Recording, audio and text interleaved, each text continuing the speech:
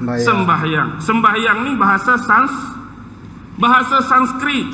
Sebab dulu orang-orang di Nusantara yang ada agama Hindu, mereka ada satu Tuhan yang dipanggil Hyang Widi.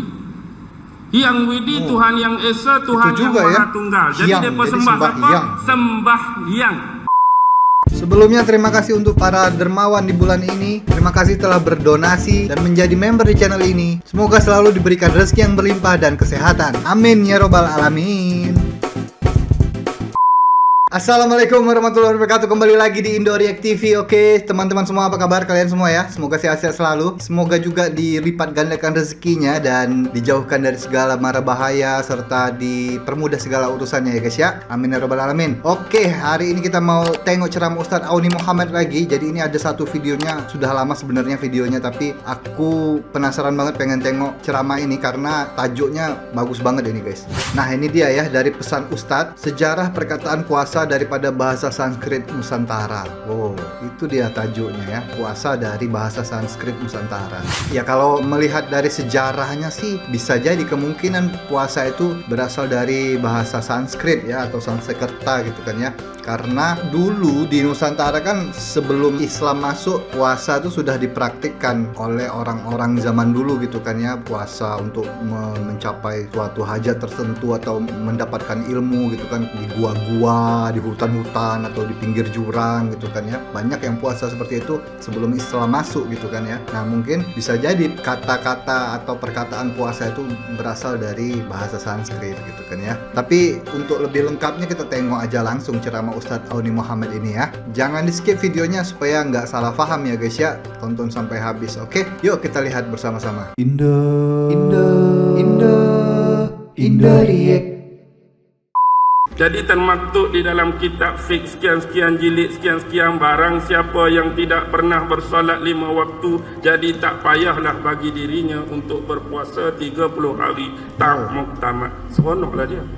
Kalau nggak sholat, dah ni pun tinggal, ni pun kena tinggal juga. Kadang-kadang Allah bagi rahmat, Allah bagi kesedaran, Allah bagi keinsafan. Seseorang tu tinggal sesuatu yang wajib tapi dia buat kewajipan lain.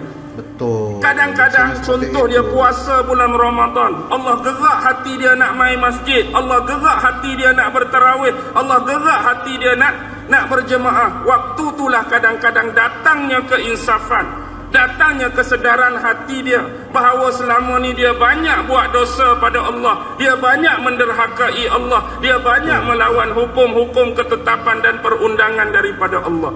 Kadang-kadang seorang manusia Allah sedarkan melalui jalan tersebut. Jadi jangan cuba kita memandai-mandai tentang urusan pahala, tentang urusan ganjaran, tentang urusan hidayah. Betul. Kerja kita ialah menunjuk jalan kebaikan. Kerja kita ialah untuk merapat dan mendekatkan orang kepada jalan Allah. Bak taufik, bak hidayah, bak nak menerima keinsafan, nak menerima penyesalan, semata-mata adalah hak mutlak Allah Subhanahu wa ta'ala. Sekarang banyak orang yang banyak kecam-kecam, banyak komen-komen yang seakan-akan dia lebih benar dari segalanya gitu kan ya. Dia cakap orang ini seperti inilah, ini dosa lah, ini haram lah, ini segala macam lah. Mengingatkan boleh, tetapi kalau sudah ngejudge itu bukan urusan manusia, itu urusan Allah ya. Kita nggak tahu di sebalik orang itu ibadahnya seperti apa, pahalanya seperti apa yang sudah dia lakukan gitu kan ya. Sembarangan ngejudge orang ya sama aja jadi seakan lebih tahu daripada Allah Subhanahu wa ta'ala ya. Baik, bila kita sebut tentang puasa bulan Ramadan, kita ada rukun Islam yang 5 ya. Dan puasa termasuk salah satu daripada rukun Islam yang 5. Yang pertama mengucap 2 kalimah syahadah. Yang kedua solat 5 waktu. Yang ketiga menunaikan zakat. Yang keempat berpuasa di bulan Ramadan. Yang kelima menunaikan haji bagi ataupun barang siapa yang berkemampuan. Baik. Cuba kita perhati betul-betul. Setiap komponen-komponen dalam rukun Islam yang 5 masih lagi mengekalkan bahasa dan kalimah yang sama. Tetapi salah satu yang terpeleok dan terlari jauh ialah puasa. Kita tengok dalam bahasa Arab yang asli, kita masih menyebut kalimah syahadah. Dan hari ini pun walau ditambah dengan komponen kalimah dan bahasa Melayu, kita masih kekalkan kalimah syahadah.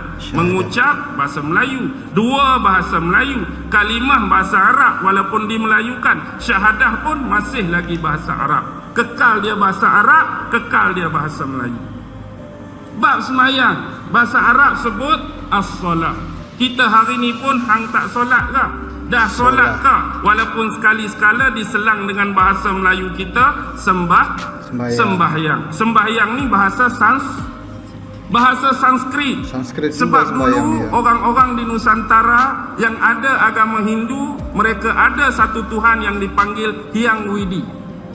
Hyang Widi, Tuhan yang Esa, Tuhan yang Maha Tunggal. Jadi mereka sembah apa? Sembahyang.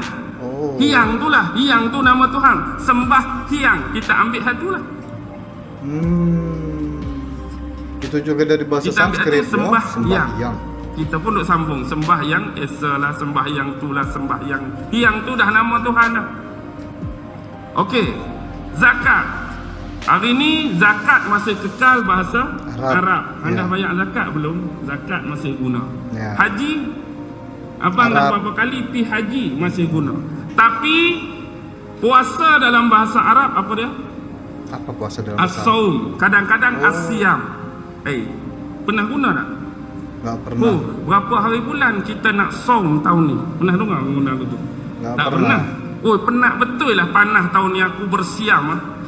Tak pernah guna. Hak kita guna puasa. Why? Hak ni satu-satunya terpeleok dan lari jauh. As-siyam, puasa. As-saum, puasa. Sebenarnya kita kena faham rentetan sejarah di bahagian Nusantara kita dulu, sebelum kemasukan agama Islam oleh pedagang-pedagang Arab dan individu-individu dalam bentuk pendakwah-pendakwah. Yang lebih awal mendominasi kawasan ini ialah agama Hindu dan agama Buddha.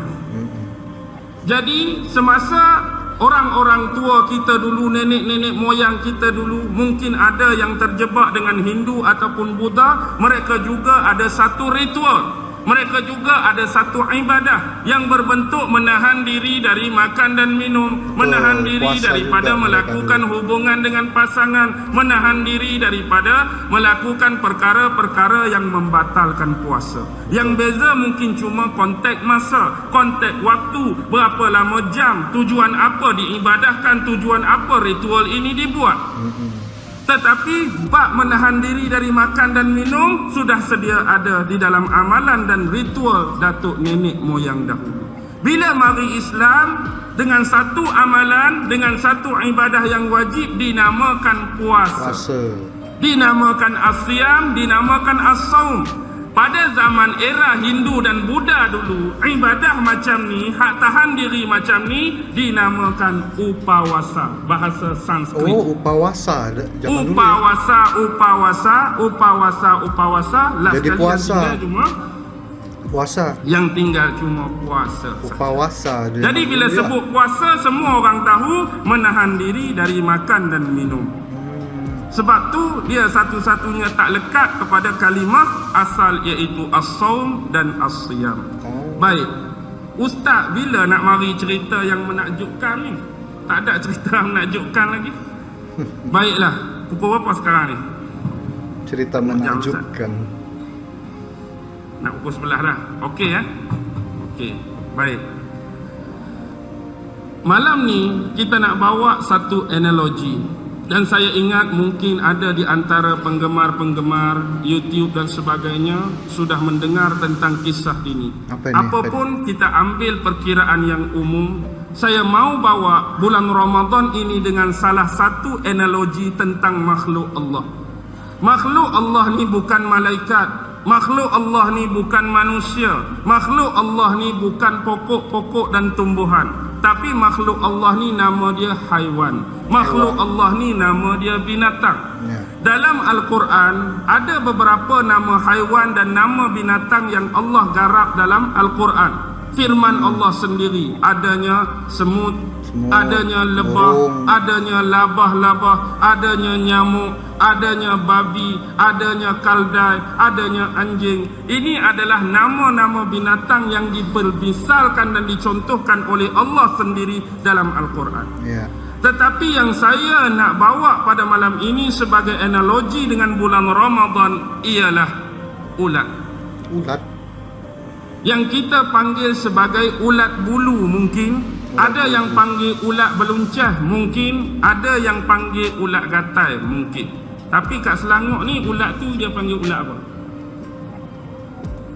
Kalau di sini ulat bulu namanya. Ulat beluncah ke, ulat gatai ke, ulat bulu? Ulat bulu. Baik, sebab dia ada Bulu. dia ada bulu. Lepas tu dia jenis gatai tak? Baik. Pertama kali persepsi bila kita lihat ulat bulu, apa pandangan daripada anda semua bila berhadapan dengan binatang yang nama ulat bulu? Ada sesetengah manusia dan sesetengah orang bila berhadapan dengan ulat bulu, mereka ada perasaan menjengkelkan, ada perasaan menjijikkan, ada perasaan mengerikan, ada perasaan menakutkan. Aku enggak Sebab takut, rupa tapi dia pun dah tak handsome, tapi rupa dia gatal gitu. buruk, rupa dia menjijikkan, rupa dia menakutkan. Tetapi setelah binatang ini melakukan satu proses, dalam saintifik dia disebut sebagai metamorfosis. Oh, jadi kupu-kupu dia. Metamorfosis ialah dalam bentuk ulat beluncas menukar dirinya berada dalam satu benda yang dipanggil kepompong. Kepompong. Ya. Jadi dalam waktu metamorfosis dia duduk untuk satu-satu tempoh, satu-satu waktu, satu-satu masa. Sampai akhirnya selepas berakhir metamorfosis dia keluar dalam bentuk yang tidak disangka-sangka. Ya, jadi kupu-kupu. Yang sebelum ini dia menakutkan, mengerikan dan menjengkelkan, bila habis metamorfosis keluar dari kepompong dia jadi apa? Kupu-kupu. Dia jadi seekor rama-rama. Dia jadi seekor kupu-kupu yang Rama-rama. begitu indah, begitu Bahasa cantik, Melayu rama-rama, begitu ya? menyenangkan mata memandang. Seolah-olah benda yang kita jengkel dah tak ada, benda yang kita jijik dah tak ada, benda yang kita kata merapu dah tak ada, benda yang bagi kita gatai dah tak ada. Iya. Inilah yang patut kita buat, sama-sama melakukan proses penukaran diri, proses metamorfosis, sama seperti ulat beluncas dan keluar daripada bulan Ramadan dengan menukar wajah-wajah anda sebagai kupu-kupu yang baru, sebagai Kupu-kupu yang rama-rama yang indah. Ya. Baik, bayangkan sekarang anda berada di bawah pokok sedang menatap apa-apa buku. Tiba-tiba daripada dahan atas pokok tersebut jatuh seekor ulat bulu, jatuh seekor ulat beluncah, jatuh seekor ulat gatal. Apa reaksi pertama anda? Apa tindakan refleks yang berlaku? Adakah buang bila kalau jatuh seekor ulat bulu anda gosok belakang dia? Oh, kesian jatuh dah. Enggak lah, pasti Nak letak gatal. atas sarang dia Gatal balik pasti. ke? Nak letak di dahan ke? Nak letak di pokok ke? Tindakan refleks balik awal. Iya, gini pasti. mana kita buat? Dibuang pasti. Gosok ke tepis? Ada Tepis. orang yang tepis, ada orang yang kuih, ada orang yang jentik. Tak cukup dengan jentik, jatuh pijak-pijak sampai mati, pijak-pijak sampai lenyit, seolah dia memudaratkan bagi kita. Tambahan kalau kendak kena gaya, bulu-bulu dia tu kalau kena kat kulit jadi apa? Dia gatal. Jadi gatal, jadi tumbuh bintik-bintik merah, seolah-olah dia ni binatang pengotor, binatang yang membawa penyakit. Iya. Dan sedar atau kita tak sedar, kita sedang bawa dua sifat ini sebelum masuk bulan Ramadan. Sifat pengotor dan sifat berpenyakit. Tak pernah rasa kotor ustaz? Mandi 3 kali sehari. Bukan fizikal kamu yang kotor, dalam ni yang kotor. Imannya ya. Sini yang Jiwa. kotor, hati kamu yang kotor, jiwa kamu yang kotor, roh kamu yang kotor. Jadi inilah yang menjengkelkan di sisi Allah. Inilah yang menjadi kelemahan kita, tukar hak kotor dalam ni. Hak luar memang Allah dah takdir macam ni, tak boleh nak tukar dah. Ke rasa boleh tukar? Ustaz tak rasa nak tukar muka ke? Tukar muka. Hak luar tu Allah dah buat lagu ni. Kalau kita putih, putih lah. Kalau hitam, hitam lah. Kalau gemuk, gemuk lah. Kalau kurus, kurus lah. Kalau tinggi, tinggi lah. Kalau rendah, rendah lah. Tu hak dah tetap lah. Iya, sudah Hak ditetapkan. boleh ubah hak dalam ni. Kalau kotor boleh cuci. Kalau kotor boleh berus. Iya, betul. Kalau jahat boleh jadi baik. Hak tu hak nak tukar. Tukar sifat pengotor tu dan tukar sifat berpenyakit. Penyakit sini cukup banyak. Penyakit dengki ada, penyakit hasad ada, penyakit fitnah ada, Dengki, penyakit riak ada, ya, penyakit betul. sombong ada, penyakit takabur ada. Banyak penyakit dalam hati ya. Itu yang kita nak buang. Tapi bila dah dia bertukar rupa di hari yang lain, hak kita jentik dulu tulah, hak kita kuih dulu tulah, hak kita dulu tulah. Hari ni dia mari jatuh rama-rama yang cantik. Kita buat benda yang sama ke lagu lain dah persepsi kita? Enggak. Dulu kita jentik, kita kuih. Hani, oh. Iya. Kalau boleh, bukan sekok ni pun tak apa dah. Marilah banyak pun sini ke sini ke sini ke, kita tak rasa rimah. Hak itulah yang kita nak. Di luar sebelum ini pada pandangan persepsi masyarakat, seolah-olah kalau kita hadir dengan berbagai keramaian orang, seolah-olah kehadiran kita tak ada siapa ambil tahu. Betul. Pergi kita tak ada siapa tanya khabar. Sakit kita tak ada siapa mau ambil tahu. Kerana apa? Kerana kotor dan beratnya kita. Tapi selepas kita jadi rama-rama sebelum ni, orang rai kita. Sebelum kita ni, hak kita dah jadi rama-rama, orang ambil tahu pasal kita. Orang nak mendekati kita. Iya.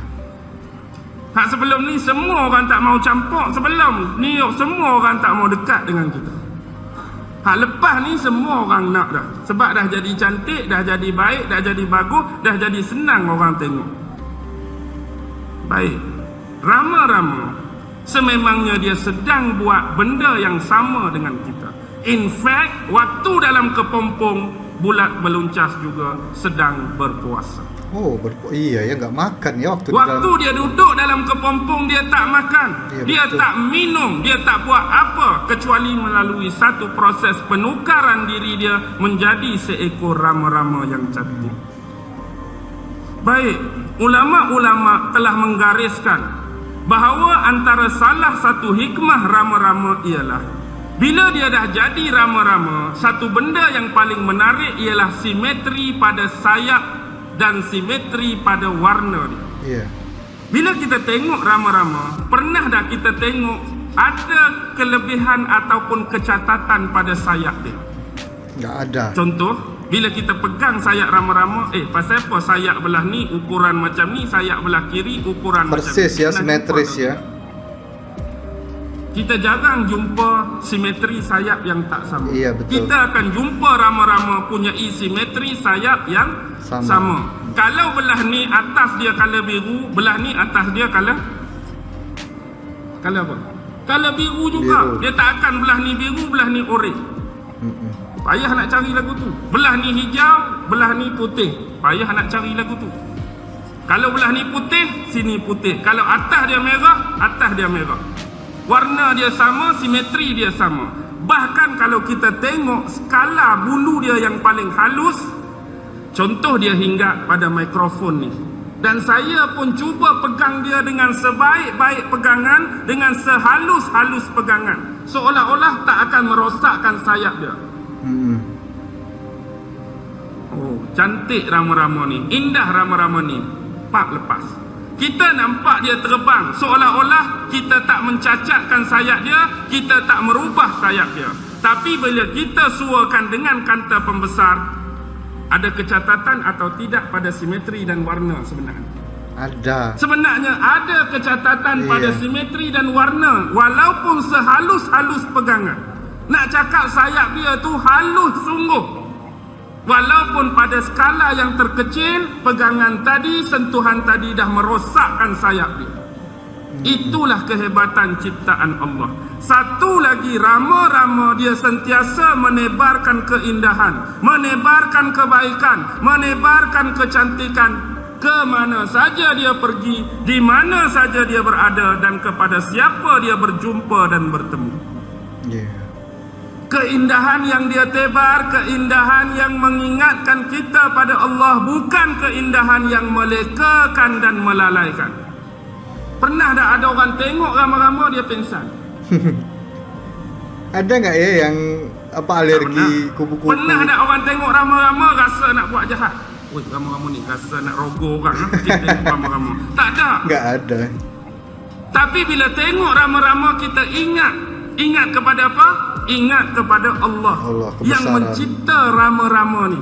Dan paling koman pun akan terkeluar daripada bilah-bilah bibir kita ucapan Subhanallah. Subhanallah, Allahu Akbar. Subhanallah ucapan apa? Ucapan pujian. Allahu Akbar ucapan kekaguman. Seseorang akan meluarkan pujian, akan mengeluarkan kekaguman bila dia berasa level diri dia tak capai pada tahap tu, baru dia boleh ucap.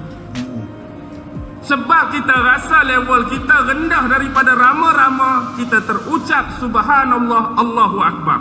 Kalau kita rasa level kita sama macam rama-rama, kita tak ucap.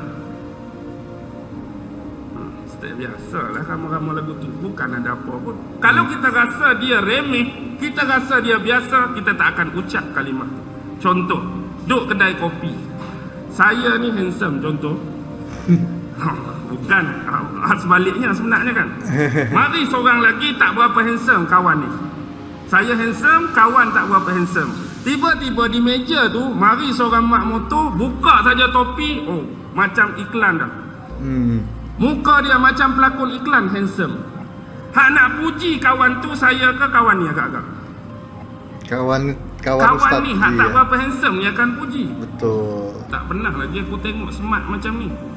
Lepas tu muka pun ala-ala pelakon, muka pun macam pelakon iklan ni, patut dah muka macam ni. Saya puji ke tak?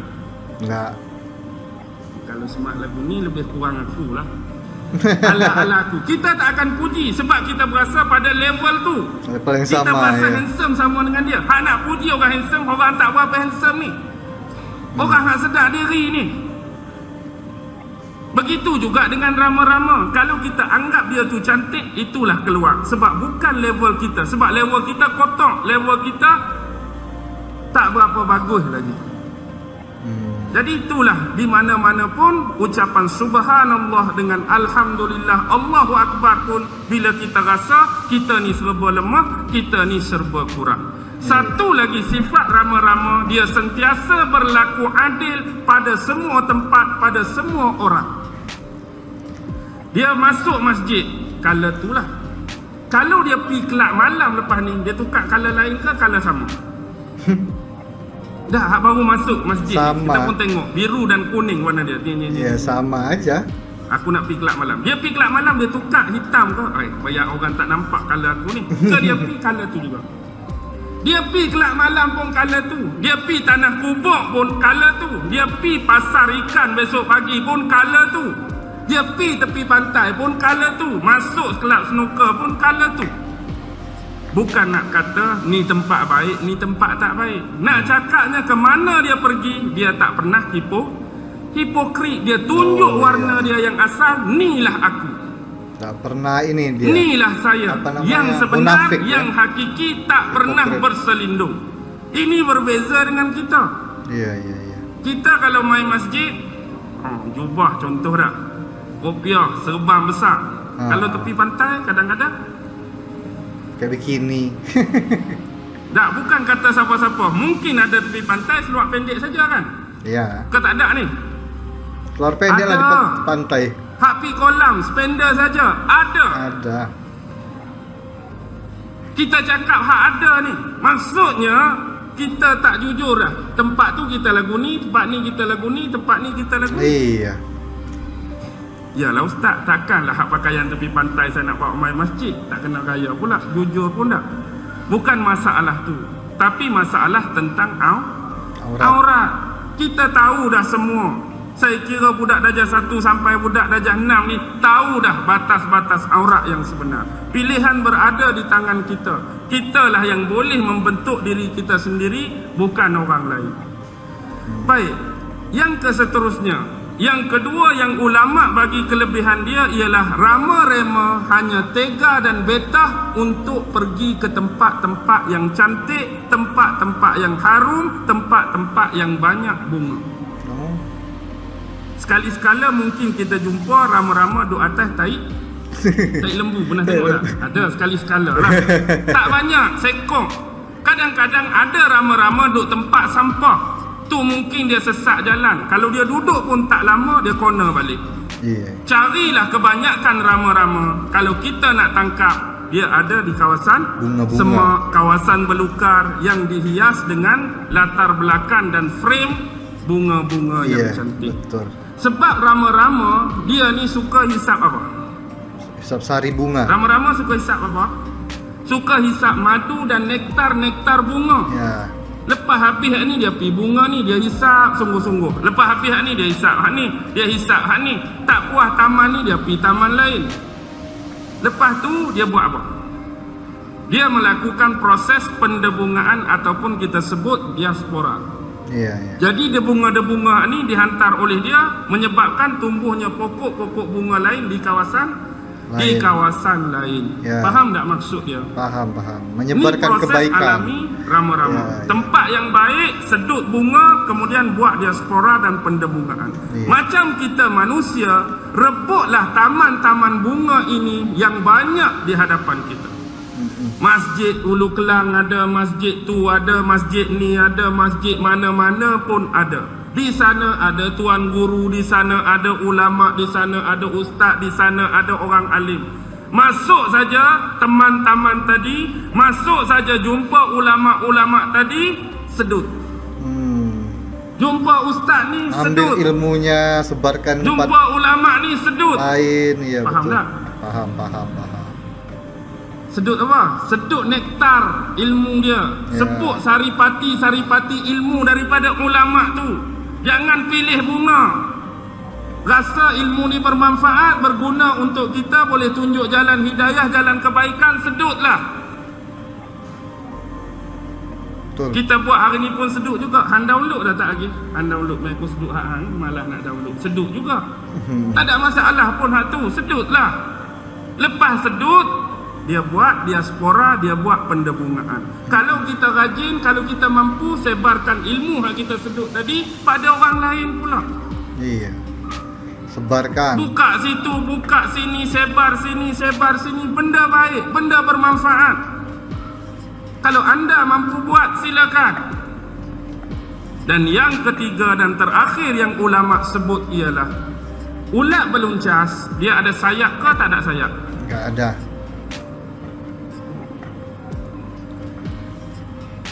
Ulat beluncas ada sayap ke tak? Tak ada. Kalau rama-rama? Ada sayap. Baik. Bila ulat beluncas tak ada sayap, dia punya wilayah terhad. Dia punya teritori ada limit. Tapi orang yang ada sayap ni, dia boleh jangkau wilayah demi wilayah. Dia punya wawasan lebih luas. Dia punya langkahan lebih jauh. Dia punya ilmu lebih tersebar. Sebab dia ada sayap, dia boleh terbang dari satu bunga ke satu bunga. Dia boleh terbang dari satu taman ke satu taman. Dia boleh terbang dari satu pokok ke satu pokok. Dari satu hutan ke satu hutan. Dari satu semak ke satu semak. Tapi kalau ulat beluncas bercerita, konteks yang berbeza. Contoh, aku dulu duduk di akar. Lani aku duduk di batang. Lepas tu aku duduk pernah di dahan. Aku pernah berubah duduk di ranting. Kadang-kadang aku duduk di daun. Kadang-kadang aku duduk di pucuk. Kadang-kadang aku duduk di bunga. Tapi hakikatnya akar ke, batang ke, dahan ke, pucuk ke, bunga, dia masih menceritakan konteks pokok yang sama. Pokok yang sama, pokok tu juga. Hari ni duduk di batang hari ni. Tapi rama-rama bercerita bunga yang sama atau bunga berbeza. Bunga yang berbeza, taman yang sama atau taman yang berbeza. Taman yang berbeza, semak yang sama atau semak yang berbeza. Semak yang berbeza. Jadi inilah dia punya wawasan, dia punya langkahan, dia punya jalan, dia punya wilayah, dia punya teritori jauh lebih besar seekor rama-rama yang dah jadi indah dan cantik daripada ulat beluncas yang terhad dan ada limited dari sudut pergerakan dan wilayah penguasaan dia. Oh, letih dah ni. Apapun yang terakhir, ni terakhir. Hani kembali kepada satu kisah sebagai pengajaran. Dahulu ada seorang raja. Raja ini adalah raja yang adil, raja yang baik, raja yang cerdik, raja yang bijaksana.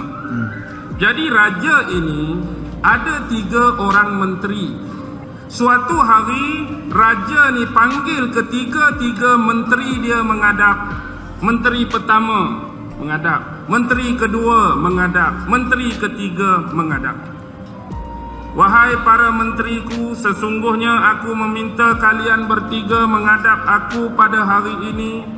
Ialah aku nak memberitahu kepada kalian bahawa di hadapan kalian sekarang ada satu guni di hadapan masing-masing. Betul? Okay. Satu guni di hadapan menteri A, satu guni menteri B, satu guni menteri C. Kamu ketiga-tiga menteri sedia maklum dalam pengetahuan kamu bahawa aku mempunyai kebun buah-buahan yang besar.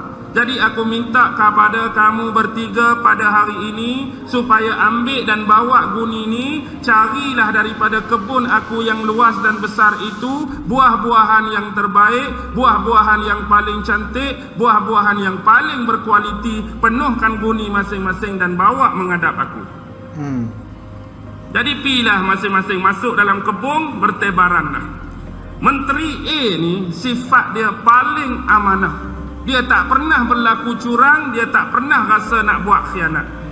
Mula-mula dia tengok banyak buah-buah hak dah luruh. Dia kata, buah luruh bukan buah yang cantik, buah yang dah buruk, buah yang dimakan. Dia pergi cari hak daun-daun rendang, hak boleh petik dengan tangan. Tapi dia tengok kat atas tu lebih jauh berkualiti, hak duk kat pucuk, duk kat atas. Aku tak akan ambil hak rendah ni, aku akan panjat. Dia panjat sungguh, dia berusaha sungguh, naik hak tinggi, hak payah, tapi buah cantik, buah berkualiti. Isi penuh guni, bawa balik menghadap depan raja. Menteri kedua ni hak 50-50, kadang-kadang amanah, kadang-kadang khianat. Jadi dia pun tengok kawan tu ambil hak bagus, dia pun naik juga. Tapi dia naik sekerak je. Mari ulat bulu, mari kerengga, dia tak tahan. Dia tak tahan. Ambil 2-3 biji hak elok, bubuh, dia pun turun. Pada aku duk sakiti badan aku, sakiti fizikal aku, baik aku ambil hak rendah-rendah. Dia pun kutip lah hak rendah-rendah. Tapi kurang berkualiti. Penuh satu guni, balik menghadap raja. Hak nombor 3, panjat pun malas, kutip pun malas. Dia nak kutip mana? Dia nak kutip hak luruh tu lah, senang sekali. Dia pun kutip hak luruh 2-3 biji, dia malas. Dia tengok di tepi pokok tu ada satu longgokan batu. Nak senang, baik aku kutip batu, bubuh dalam guni. Dan aku yakin bila bawa balik menghadap raja, raja tak cek pun guni ni. Dia pun buah batu lah, buah 2-3 biji, dia buah batu, penuh batu. Dia bawa balik. Betul tekaan menteri C, menteri ketiga, raja tak cek pun apa ada dalam guni. Sekarang menteri bertiga, kamu bertiga ditahan. Wahai sekalian pengawal, tangkap ketiga-tiga menteri ini dan bawa masuk mereka ke dalam penjara. Jangan bagi makan dan minum. Ditahan semua. Jadi ketiga-tiga menteri ini kena tahan dalam jail, dalam penjara. Bawa bekalan masing-masing, haduk dalam guni. Tak boleh bagi makan, tak boleh bagi minum. Makan batu jadi menteri C tadi. Bagi menteri A kerana dalam guni dia ada buah banyak. Buah hak bagus-bagus, buah hak berkualiti, buah hak baik, buah hak manis, buah hak sedap. Okeylah dia. Menteri B 50-50. hari pertama tu makanlah buah hak sedap. Hari seterusnya terpaksalah makan hak mentah, terpaksalah makan hak putih, terpaksa makan hak kurang masak, terpaksa makan hak berulat, terpaksa. Menteri C Makan batu. 3 biji ya buah hak lain batu. Cari penyakit. Yang nak dimaksudkan di sini, anda ditahan, itulah alam barzah bagi kita semua. Kita akan menerima makanan dan minuman dalam bentuk buah tadi bila kita bertemu dengan Allah di alam barzah kelak. Hak duduk panjat, hak duduk petik, hak duduk cari, hak duduk malah itulah Allah minta kita berusaha sewaktu atas dunia. Kalau kita punya sifat yang amanah terhadap Allah, baik bentuk hukumnya, baik bentuk ibadatnya, baik bentuk akidahnya, insya-Allah kita akan dapat buah-buah yang baik. Insya-Allah. Tapi kalau kita hari ini dengan agama Allah kadang-kadang khianat, kadang-kadang amanah, itu hak kita boleh. Kadang-kadang sedap makan, kadang-kadang tak sedap makan. Kalau kita apa yang langsung kita khianat, makan lakukan itu yang nanti ada balasannya. makan batu lah, seolah-olah dalam alam barzah, dalam kubur besok.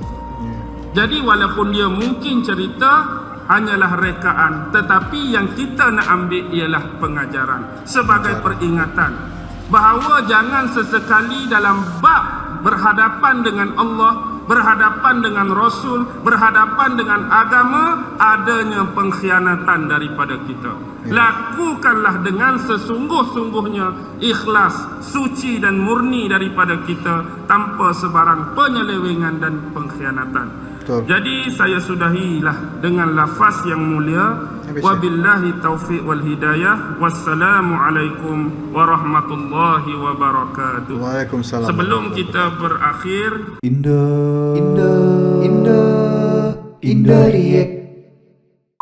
Oke, itu dia tadi ya, analogi Ustadz tentang kupu-kupu ya. Tapi sebelumnya tadi Ustadz menjelaskan bahwa bahasa-bahasa dari rukun Islam tadi ya, bahasa sembahyang itu menyembah hyang dulu kan. Hyang itu istilahnya Tuhan zaman dulu kan. Terus puasa dari bahasa Sanskrit juga ya. Tapi lebih panjang tentang analogi kupu-kupu ulat bulu tadi guys ya. Bagus banget ini guys cerita Ustadz ini, ceramah Ustadz yang satu ini. Banyak banget pengajaran yang bisa kita dapatkan ya. Dan itu sepertinya ceramah waktu bulan puasa itu kemarin ya. Mungkin bisa kita play lagi nanti ya. Kalau sudah mau puasa nanti di play lagi, diputar lagi ceramah Ustadz satu ini. Oke juga guys, karena banyak banget yang bisa kita dapatkan ya. Dan semoga juga video ini bermanfaat untuk kalian. Kita nanti tengok lagi ceramah-ceramah Ustadz Auni Muhammad yang lainnya, yang best-best yang lainnya. Jadi stay tune terus di Indo React TV. Dan terima kasih juga untuk teman-teman yang sudah menjadi member VIP channel ini. Akhir kata, assalamualaikum warahmatullahi wabarakatuh. Bye bye. Sayonara, sayonara, sampai berjumpa lagi.